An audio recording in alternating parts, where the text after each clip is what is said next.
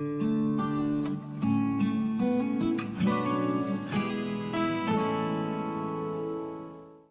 오늘 말씀은 사사기서의 말씀이에요. 무슨 말씀이라고요? 사사기. 그러니까 사사기에서 특별히 이제 마지막 부분에 있는 기브온에 있는 사람들하고 또 이스라엘 사람들하고, 쉽게 말하면 베냐민 지파와 이스라엘 11지파가 서로 싸우는 그런 전쟁의 이야기가 오늘 나타납니다. 이 사건의 배경은 저 에브라임 쪽에 살고 있는 레위 지파의 레위 사람이 제사장인데 첩을 뒀어요. 여러분, 제사장이 첩을 두면 돼요, 안 돼요? 벌써 딱 느끼기에 뭔가 잘못이 있구나 이런 생각이 들잖아요. 근데 그 첩이 바람피다가 도망갔어요. 그런데 쫓아서 첩이 사는 동네까지 가서 첩의 그 집에 찾아가니까 장인어른이 나와서 막 사위를 반가워하면서 극진히 대접을 하는 거예요. 하루 이틀 3일 이렇게 대접을 하다가 이렇게 계속 있다 보면 눌러앉게 생겨서 안 되겠다. 그리고 같이 갔던 자기 집의 종과 그리고 그 도망갔던 첩과 이 레위 사람이 같이 이제 자기 본가로 돌아오기 위하여 출발을 했어요. 오는 길이 갑자기 이제 오후쯤에 출발해서 그런지 해가 진 거지요. 그래서 여부스 사람이 있는 곳, 거기는 이방인들이 있으니까 저 기브아에 가서 오늘 밤중에 유숙하자 하고 갔는데, 왜 기브아를 택했냐면 같은 이스라엘 사람들이 사는 지역이라서 거기를 택한 거예요. 그래서 가서 그 성 안에 들어갔는데 잠잘 데도 없고, 옛날은 뭐 모텔이나 여관이 없잖아요. 그러니까 거기서 길거리에서 노숙하듯이 앉아 있는데 아무도 그들을 받아주는 사람이 없는 거죠. 그러다가 저녁 때가 되니까 일을 마치고 들어오던 어떤 노인께서, 아이고 여기 길에서 노숙하면 안 됩니다, 우리 집으로 가십시다 해갖고 그들을 강권하여 자기 집으로 모시고 간 거예요. 거기까지는 그래도 잘 됐는데 한밤중에 이르니까 그 동네의 불량배들이 다 찾아와 가지고 문을 막 꽝꽝꽝꽝 두드려요.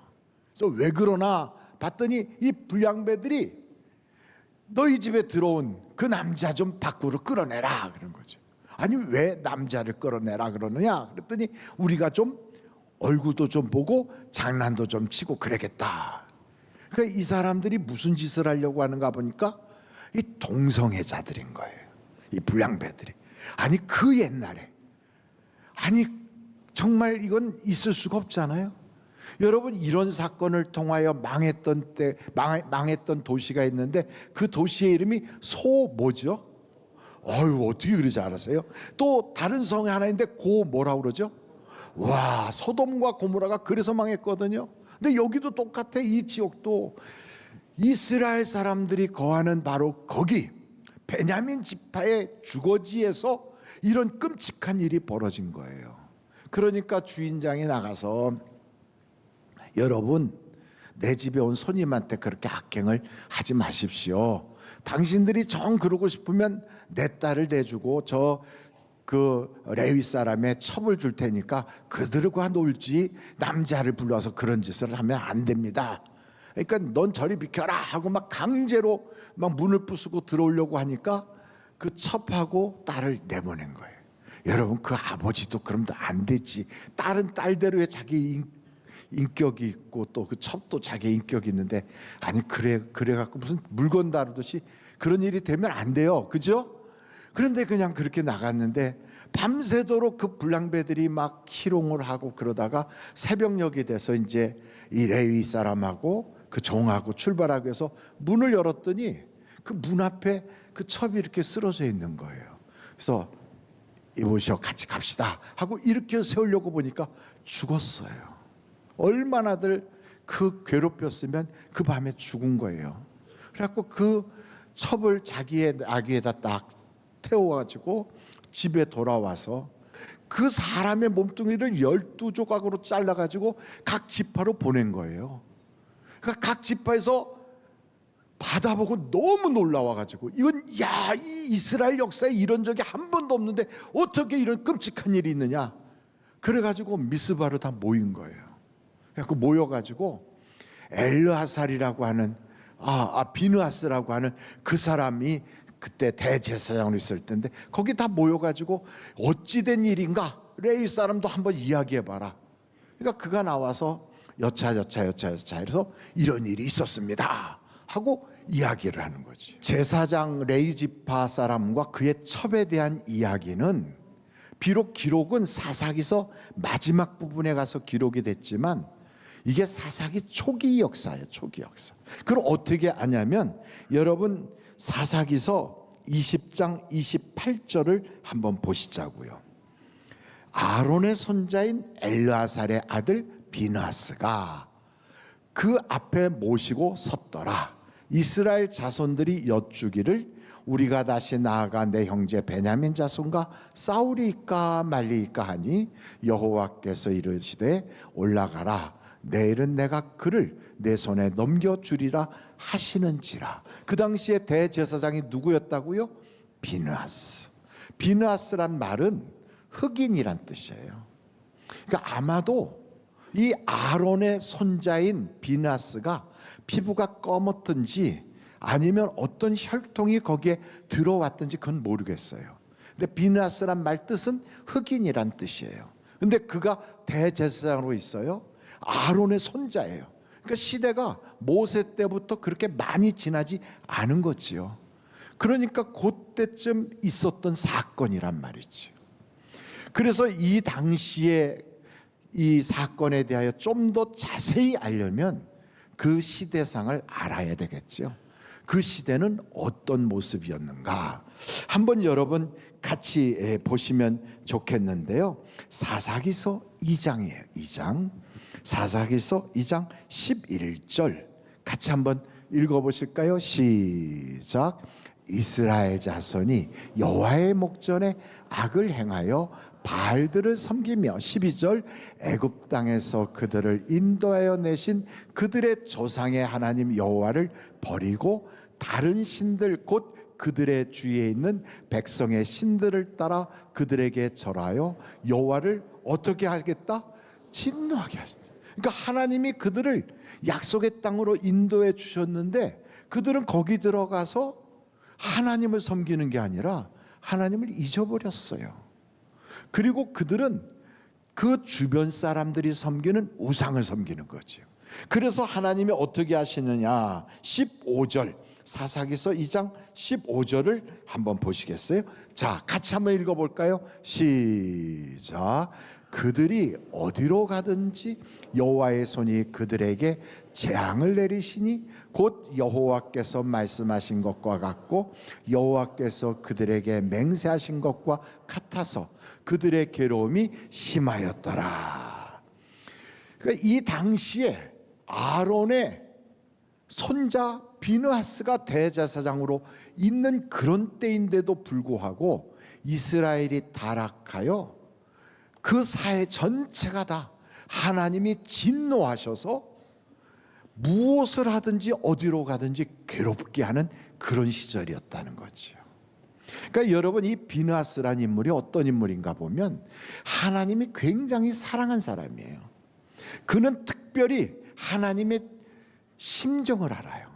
그래서 하나님께서 어떤 마음이실까 어떤 감정일까를 알고 이스라엘 백성들이 잘못하면 돌이키게 하려고 얼마나 애를 쓰는지 몰라요. 그런 특별한 분이 계셨음에도 불구하고 이스라엘 전체의 타락을 막을 수가 없었던 거예요. 이 시대의 흐름을. 그러니까 요즘도 똑같아요. 교회 안에 기도하는 사람들이 있고 또 나름대로 신앙의 거장들이 있고 성령의 경험을 한 사람들이 있다 할지라도 사회 전체가 타락해 가는 것을 막을 수가 없어요. 그래가지고 이 세상이 포스트 모더니즘도 이제 지났어요. 그래갖고 권위를 인정하지 않아요. 어떤 형태라든지 어떤 원리라든지 원칙을 파괴하려고 그래요. 될 수 있으면 개인적인 생각, 너가 그럼 나도 그래, 너는 이렇게 생각할지라도 나는 이렇게 생각해 하고 각자가 자기 생각에 옳은 대로 행하는 그런 시대가 바로 우리가 살고 있는 지금이라 이 말이지. 그러다 보니까 자기 소견에 좋은 대로 다 행하는 거예요, 다. 그래서 당시 이스라엘 사람들이 자기 마음대로 행하는 거지요. 누가 어렵거나 누구를 의식하거나 하지 않아요. 심지어는 그러다 보니까 하나님조차도 의식하지 않아요. 바로 이런 때 하나님께서 이 레위 지파의 제사장과 그 첩의 사건을 통하여 베냐민 지파와 이스라엘 간의 전쟁을 일으켰다 이 말이죠. 이 전쟁은 누가 이익을 보느냐, 누가 옳으냐 그러냐의 문제가 아니에요. 이건 전적으로 하나님께서 그들을 징계하시는 하나의 방법이더라 이 말이죠. 여러분, 죄가 있으면 하나님이 어떻게 심판하시는가? 4가지 단계로 심판을 하십니다. 몇 가지 단계로요? 그러니까 죄가 있으면 그냥 죄를 짓든 말든 하나님 무관심하신 분이 절대로 아니에요. 그러니까 죄가 있으면 하나님은 그 죄에 개입하세요. 우리에게 경고하신다고, 경고. 그래서 양심의 가책을 받게 하세요. 때로는 말씀을 통하여 깨닫게도 하세요. 때로는요, 환경의 여러 가지 일들을 통하여 우리로 하여금 돌이키게도 하신다 이 말이에요. 뭐 하신다고요? 경고하세요. 그러니까 여러분, 주일날 예배드리러 왔을 때 목사가 딱 이야기하는데 참, 저 목사 꼭 오늘 내 얘기하네. 그러면 그게 있죠, 여러분. 하나님이 사랑하셔서 지금 깨닫게 하시는 거거든요. 근데 그런 얘기할 때 꼭 목사는 교회만 가면 나만 놓고 두드려 패, 이렇게 말하는 사람은 제정신이 아닌 거죠. 그래도 듣지 않으면 어떻게 하시느냐? 징계하세요, 징계.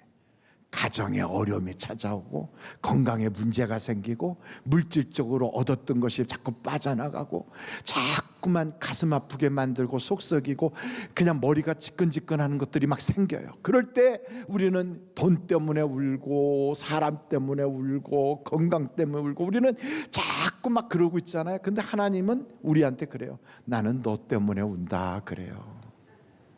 하나님이 우리를 그냥 그 사이에 징계하시는 거예요. 그걸 통하여 뭐 하려고? 깨닫게 하려고, 깨닫게. 그래서 여러분, 원로 목사님이 전에 이런 말씀하셨잖아요. 깨닫는 게 은혜입니다. 그러니까 여러분, 깨닫고 돌이키면 이 심판의 4가지 단계가 딱 멈춰요. 그리고 그때부터 회복의 은혜가 있게 되는 거예요. 그러니까 처음에는 경고하시고, 2번째는 징계하세요. 3번째 단계가 되면 하나님이 버려두세요. 뭐 한다고요? 버려두세요. 하나님께서 버려도 그렇게 살든 말든 하나님이 마치 방관자처럼 쳐다보는 거예요. 그래, 네 마음대로 한번 해봐라 이렇게. 그 다음 마지막 순간에는 어떻게 되는가? 결국 하나님이 심판하신다고요. 심판하시는데 그 심판 자리까지 그냥 가면 안 돼요. 그러니까 우리 하나님께서 내버려 둔다고 에이 다 괜찮은 거야, 그냥 그렇게 살다가 끝나는 거지 뭐, 죽어봐야 알지 뭐, 이러고서 그냥 살다 보면 하나님의 심판대 앞에 서서 정말로 고통스러운 역사가 나타나게 되는 거예요. 저는 여러분들이 그런 자리에 서지 않기를 간절히 바랍니다.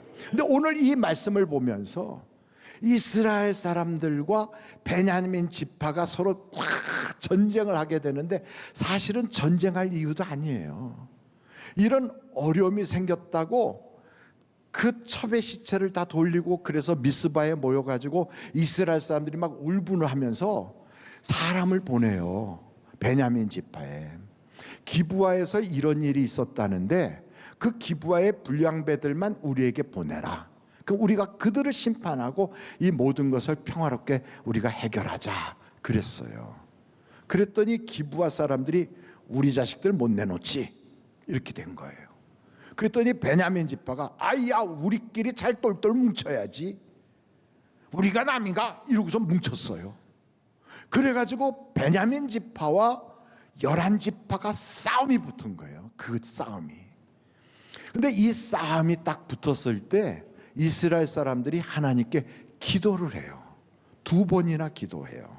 하나님, 우리가 베냐민과 전쟁을 해야 됩니까? 하고 물어봐요. 그때 하나님이 싸워라. 올라가서 쳐. 베냐민을 쳐. 그럼 누가 먼저 올라갈까요? 유다가 먼저 올라가서 싸워라.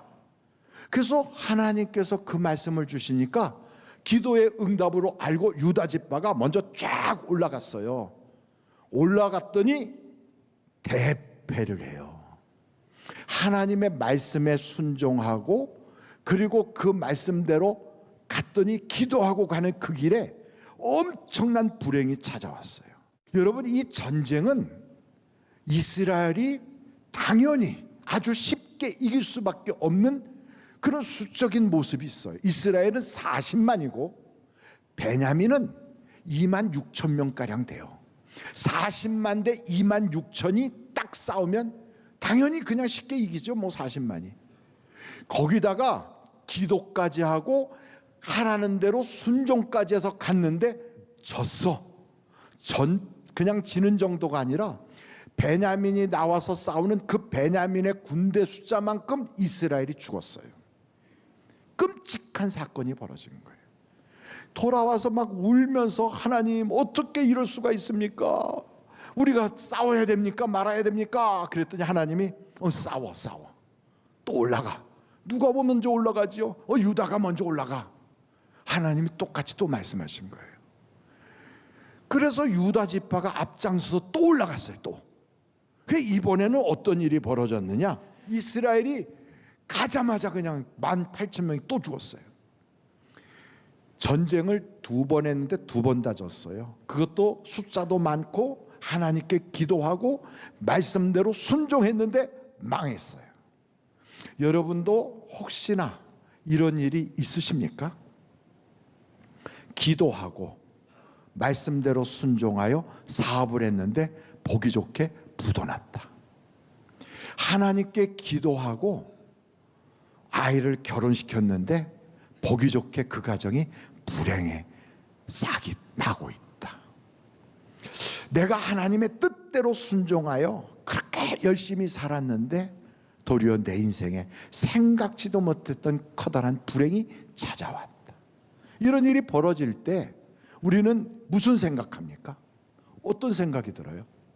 기도해봤자야. 아이고 예수 믿어서 잘된 게 뭐가 있어? 이런 생각도 할 수 있겠죠. 근데 제가 이런 걸 좀 적어봤어요. 과연 하나님께서 거짓말 하신 걸까? 두 번째는 아니면 일부러 이스라엘을 골탕 먹이려고 그렇게 하신 걸까? 아니면 순종하는 사람을 골탕 먹이시는 것이 하나님이신가? 이상하잖아요. 기도해서 말씀대로 순종했는데 안 됐어요. 우리도 기도해서 하나님의 말씀대로 순종했는데 잘 안 풀렸어. 그래서 오늘 설교 제목이 뭐예요? 왜 하나님께 기도했는데 안 되죠? 다 같이 시작. 이게요, 크리스찬들 수많은 사람들의 동일한 질문이에요. 목사에게 똑같아. 누구에게, 장로에게도. 어떤 장로님 그러더라고요. 내가 장로가 돼가지고 그래가지고서 교회에서 열심히 봉사하면 쫙 풀릴 줄 알았는데 장로 되는 그때부터 이상하게 인생이 꼬이더라는 거죠. 너무 꼬여서 무슨 생각이 들었냐면, 우리 아버지가 옛날에 우리 집에 애가 없어서, 아들이 없어가지고 절에 가서 빌어가지고 나를 낳았대는데 내가 번지수가 틀렸나 보다. 그래서 혹시 지금이라도 혹시 거기로 가야 되는 거 아닌가, 그런 생각이 들었다는 거예요.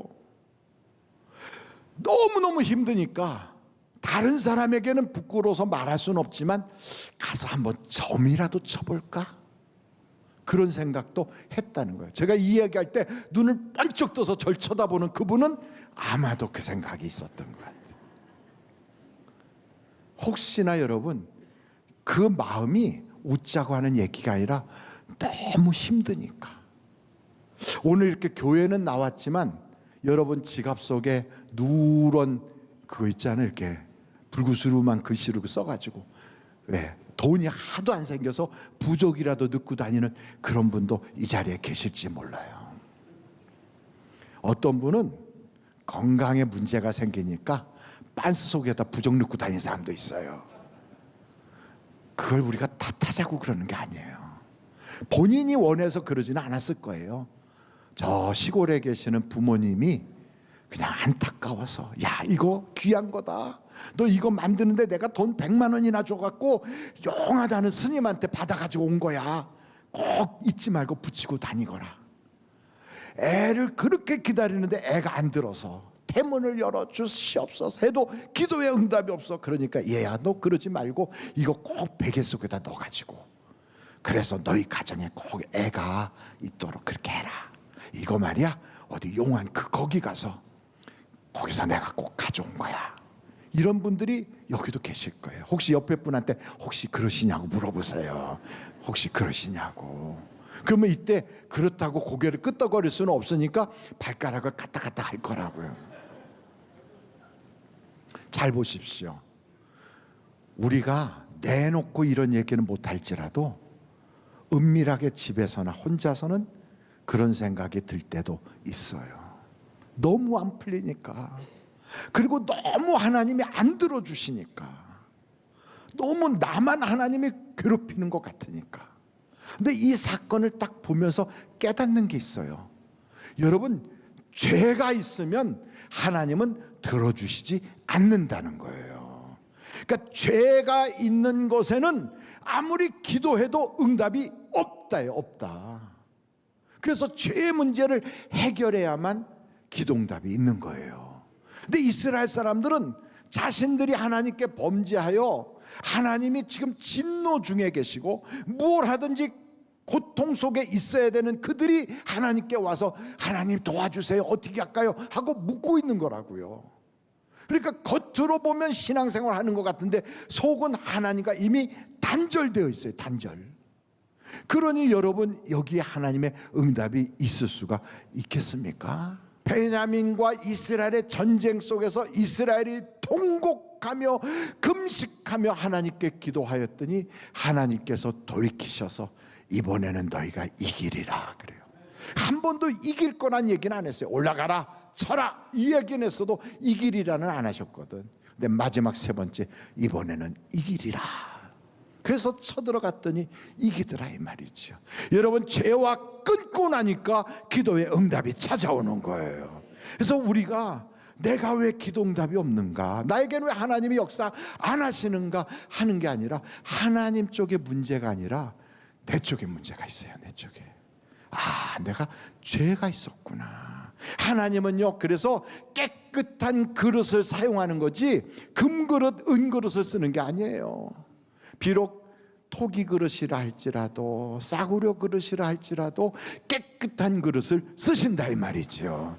그래서 여러분, 내가 금수저가 아니다, 나는 배운 게 많지 않다, 나는 집안이 별로야, 이런 생각할 거 하나도 없어요. 하나님께 깨끗하게만 되면 하나님이 써주시는 거지요. 그럼 목사님, 어떻게 해야 깨끗해지나요? 깨끗해지는 방법은 다른 거 없어요. 예수의 피로 깨끗해지는 거예요. 그러니까 여러분, 교회 딱 와서 주여 오늘도 그 예수의 피로 나를 씻어 주시옵소서 하고 회개할 때 하나님은 우리의 죄를 맑게 씻어 주시는 거예요. 근데 성경을 보니까 예수의 피는 눈에는 보이지 않지만 지금 이 시간에도 저 갈보리 언덕에서 우리를 위하여 십자가 지셨던 그 주님의 피가 흐르고 있다 이 말이죠. 그 흐르는 그 피를 어떻게 우리가 오늘도 사용하느냐? 다른 방법 없어요. 우리의 죄를 자백할 때 하나님께서는 예수 그리스도의 피로 우리의 죄를 씻어주신다 그랬어요. 여러분, 한번 요한일서 1장 7절을 보겠어요. 요한일서 1장 7절. 그가 빛 가운데 계신 것 같이 우리도 빛 가운데 행하면 우리가 서로 사귐이 있고 그 아들 예수의 피가 우리를 모든 죄에서 어떻게 하신다? 그 피를 어떻게 하면 동원할 수 있는가? 9절 한번 보세요. 만일 우리가 우리 죄를 어떻게 하면, 자백하면 그는 미쁘시고 의로우사 우리 죄를 사하시며 우리를 모든 불의에서 깨끗하게 하실 것이요. 그렇습니다, 여러분. 예수의 피를 동원하는 방법은 나의 죄를 자백하는 거예요. 자백. 그걸 다른 말로 말하면 회개하는 거예요. 회개하는 거예요. 그래서 여러분, 하나님은 어제나 오늘이나 동일하시거든. 그러니까 옛날에도 그 방법으로 죄를 씻어주신 것처럼 오늘날 21세기에도 동일하게 자백할 때 예수의 피로 우리를 씻어주시는 거예요.